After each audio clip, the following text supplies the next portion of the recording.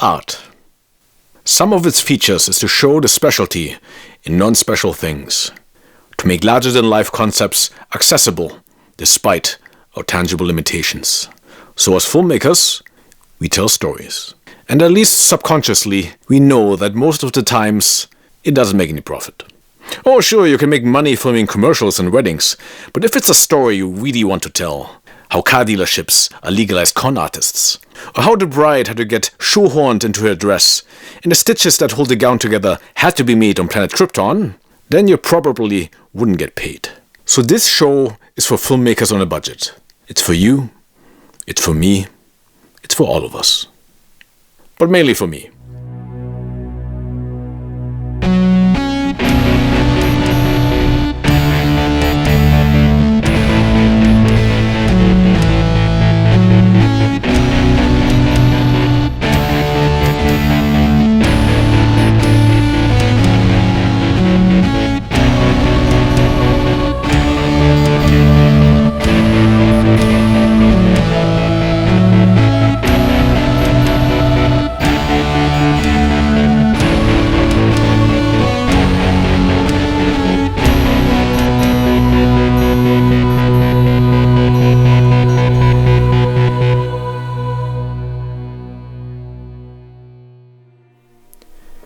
In this episode, I will make the argument that this Olympus zoom lens is the best filmmaking budget lens you can buy under $1,000 for the Micro Four Thirds camera, which includes even most lenses outside the MFT realm used with an adapter. It has a constant f2.8 aperture, fast autofocus, smooth manual focus, covers all standard focal lengths for filming, and is as well built as Optimus Prime's sack. It's weather sealed, so dust-proof, splash-proof, and freeze-proof. Therefore, if you are doing more than just filming a vlog inside your house, showing off your statistical average facial features with Amazon lighting, this reliable lens might be a very interesting purchase for you.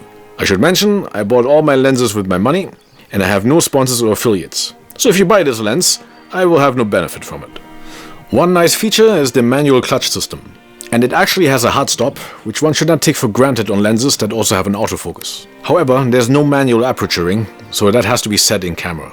Having said that, once you buy an ND filter, it will be on 2.8 most of the time anyways if you want that depth of field. The ND filter size is 62mm. The zoom does stick out a lot, so when using a gimbal I would balance it on 30mm focal length. The metal and plastic body has 7 aperture blades, and size-wise, it's very compact for filming. It feels very expensive and... Augie, can you turn it more towards the camera? No, the other way. No, not you. Your lopsided head should not be in focus. Well, I might as well introduce you to our show's model, Augie. Mentally, you can put model in quotation marks. Hello, everyone. Tell something interesting about yourself. My hobbies are... Yeah, that's enough.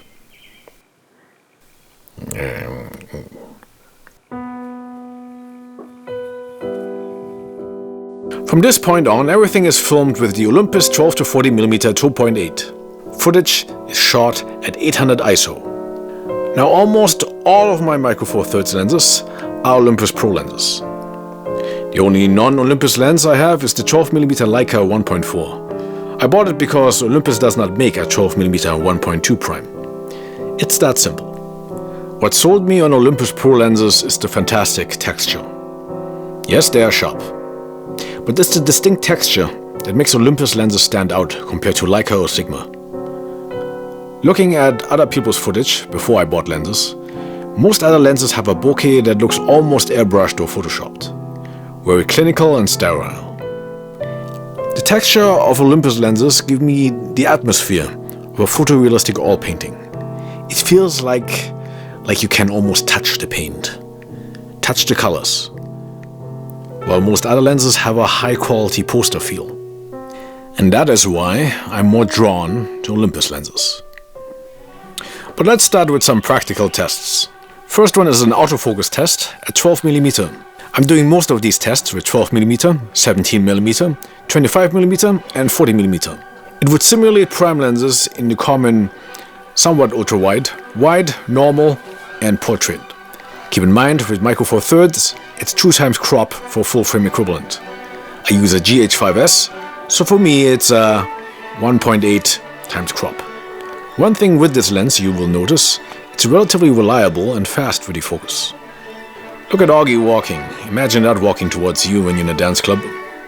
At least those beady eyes won't be hard to miss with pepper spray. Speaking of hard to miss, look at that bokeh at 40mm. And this is a 2.8 aperture, equating like a f5 at a full frame lens. Now this is not a macro lens, but it can get incredibly close to objects. Around 7 inches measured from the physical sensor. Now you might say, why don't you buy an actual cinema lens? Like a real filmmaker. The kind of filmmaker that only buys lenses with T-stops. And a manual only. A filmmaker that gets verbally abusive on set and eventually ends up on a Me Too list. First of all, you got some messed up morals, buddy. Second of all, you don't have to do everything that other filmmakers do. Filmmaking is an art, not art reproduction. Third of all, entry-level cinema lenses blow chunks. And you can't compare them with high-grade photography lenses in quality. You're just paying extra for the focus wheel attachment. Another reason why you want a zoom lens with good autofocus is the vertical zoom effect. It makes the background shrink like my wallet after talking to a rent-a-girl on the phone. For counseling. Because talking about feelings. Anyways, it gives the impression that the world around the character is collapsing. Going the other way has the effect of the character getting overwhelmed, like a deer in the headlights. Like I felt when my ex-wife discovered that I sold her wedding ring for counseling sessions. And just like a marriage, with the vertigo effect, it's easier to go in than it is to get out. Now comes the manual focus test. With the manual ring, it's not a very long throw, but it's long enough that I can still keep it controlled. And I'm not using a focus puller attachment. This is all just lens. Here I move the camera towards the subject. This becomes very useful when filming close-ups. As you go higher up in the focal length, the turn becomes more subtle and also more easier. In a matter of fact, I have a harder time keeping the tripod straight while moving forward than pulling focus at 40mm. Again, look at that nice background. Blurry, but still enough detail to show what it is. Interesting side information. When you watch TV shows and many movies, while they often use T2 lenses, they stop down often between T4 and T5. When they're telling a story, it is somewhat important to show the environment. Well, actually, the opposite can be true too. If you don't have a story, then you start relying on blurring out the environment. Take a look at CW or Hallmark shows. Well, or maybe not. Just, look at some clips. But they're written consistently with the same reoccurring relationship plot, so long focal lenses are used very often to focus on the actor's aesthetics. Well, because you wouldn't want to focus on the script. This is now where we're contrasting manual with autofocus. Focus breathing is very minimal. Naturally, with autofocus, the transition is a bit more heavy-handed. But it's still usable. Don't forget, the average intelligent viewer will not care about the subtle differences in focus pull like us anal filmmakers. They're more interested in story and characters. Next, we have lens flares. Every photographer's enemy and filmmaker's friend. With some famous directors like J.J. Abrams, it's a bit of an unhealthy friendship. The kind of lens flare friend that dates his secretary, steals his car and sleeps in his living room for 2 months after getting kicked out of rehab. The kind of lens flare friend that has no shame turning up uninvited to parties. And next thing we know, classical Star Trek turns into Star Wars. And now we have poorly written shows like Discovery and Picard that are deprived of Gene Roddenberry's utopian vision. Son of a bitch, lens flare! You should be whipped in the woods in front of your pets. Where was I? Oh, lens flares. Yeah, they look great on this lens. They have quite a symmetrical structure and it doesn't overpower the scene.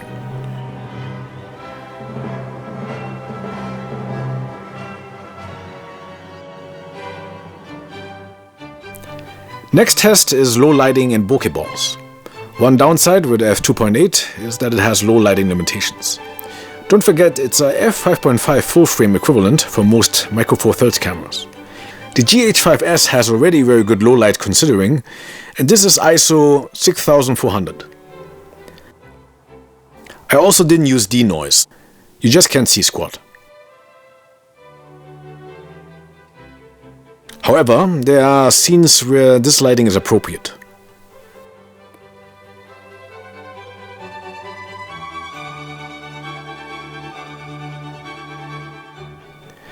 One huge advantage with the bokeh balls on Olympus Pro lenses is that they don't have that ugly octagonal shape.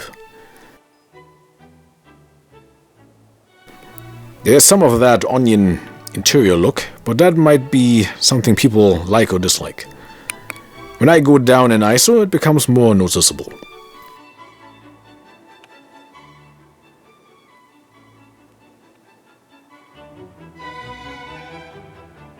Okay, in case some photographers haven't left the video yet, here are some pics to keep you happy. It's not a lot of pics, but you will notice I ironically am showing more images sample for longer than half the photography channels out there reviewing a lens. All of these are straight out of the camera shot on natural mode.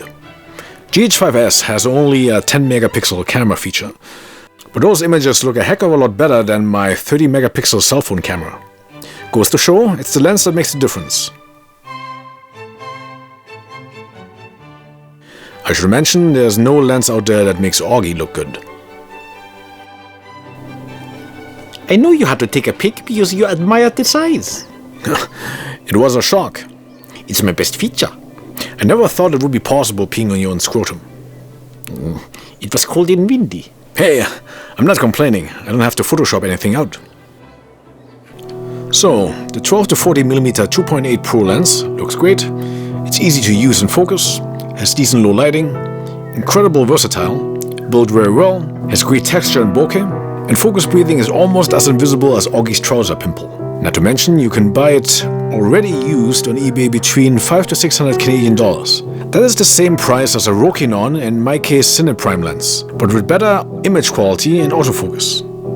But now I hear you say, how would a short film look with this Olympus lens where there is no golden hour lighting? And the story look is more gritty and intriguing with scandals.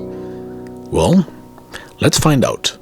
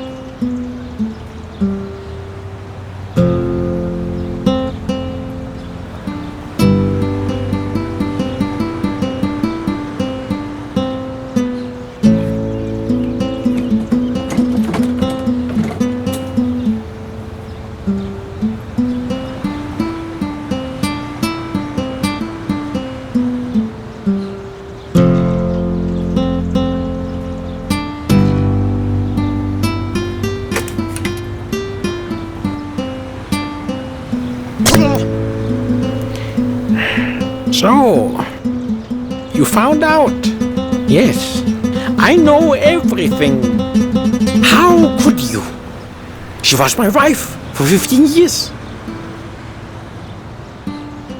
Why? Why would you do that?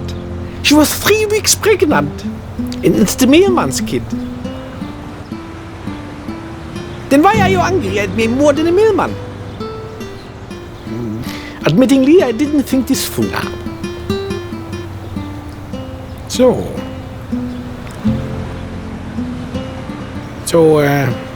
how do you know it's not your kid?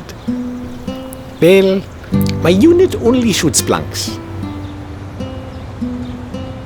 Okay, since she's pregnant, would that have counted as a threesome?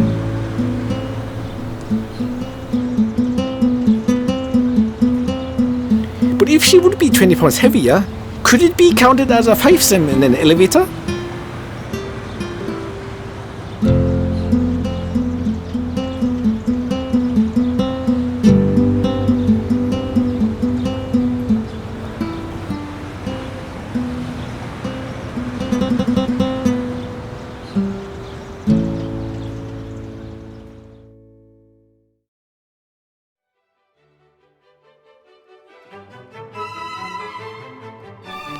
I know that pregnant jokes are funny because of the cankles, but jokes about the obese are predictable.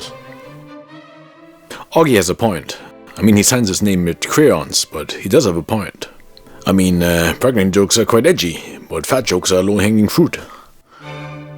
Fat jokes are low-hanging fruit, but it's a fruit that's quite sweet. And fat.